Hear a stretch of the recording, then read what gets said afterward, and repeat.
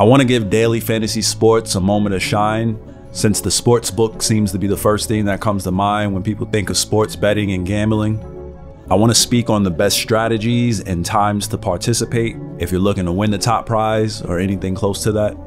I'll be specifically using DraftKings and FanDuel as models.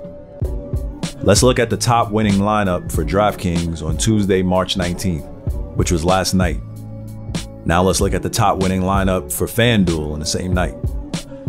Obviously, these are different winning lineups, as well as different tournaments and guidelines, but the general strategy is the same. So first off, to compete in any of these tournaments, you obviously need to know what teams are playing and which players are playing that particular night. And with that said, you also need to know which players aren't playing that night. The math is, the less games, the more chance of you picking players with the top fantasy points for that night. I will say that you shouldn't worry about which team specifically are playing, because it really doesn't matter on any given night, outside of superstars being available to play for any particular team. The reason I say you shouldn't really worry so much is because the worst team can go off any night.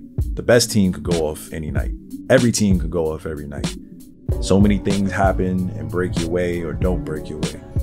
What you do need to focus on is who is available for each team on any night. You need to know every team's active and inactive players for any night. Right away, I see that there are a bunch of key players missing from the Houston Rockets and Washington Wizards game. Both teams are missing their best player, but I'm zoning in on the Wizards because they're missing a large portion of players that make up a large portion of their total team points every night. And this leaves a bunch of potential low-cost value for you to pick up that night. In other words, you'll be able to get high fantasy points for a high discount. And that'll allow you to pick up the expensive but no-brainer guaranteed superstars from other games that night. This part will be the toughest part of the night, figuring out which value players to pick up, because many of these value players are what we might call scrubs or just generally unpredictable. But you simply want to use common sense, as in picking players who have proven to play some minutes and put up some solid fantasy points, or players that just seem like they're about to go off for the night. The one thing in your favor for this particular instance is, again, these players are cheap. So you're pretty much just picking up players from a bargain bin, and any miscalculation won't punish you too hard. Here's some comparison analysis. We got our exact matches. We got those potential Wizards heroes that I spoke of. Got the superstars that I spoke of.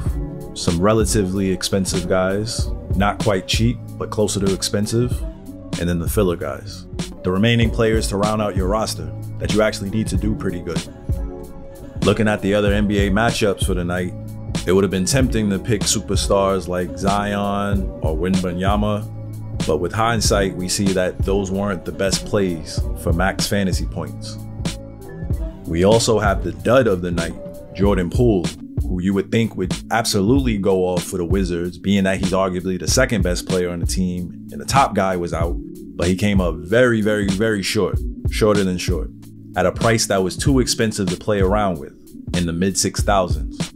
I know there are a lot of people that lost out on some good money because of this guy. My advice is to avoid ever picking him ever again for the rest of his career. I just want to show some more proof. If you look at the previous night, Monday night, you see that there were a bunch of games being played and a bunch of studs that played, which lowers your chances of winning anything significant by a lot. I don't have the exact percentage of how low your chances get, but I can confidently put money down that you're going a long way in the wrong direction. Just look at the difference between first and third place on DraftKings. A difference of 1.25 fantasy points separated the top prize and the third top prize. So I say just avoid those busy nights in the NBA, or any sport for that matter. And that's pretty much that. I'll see you tonight in the lobbies. Good luck to you.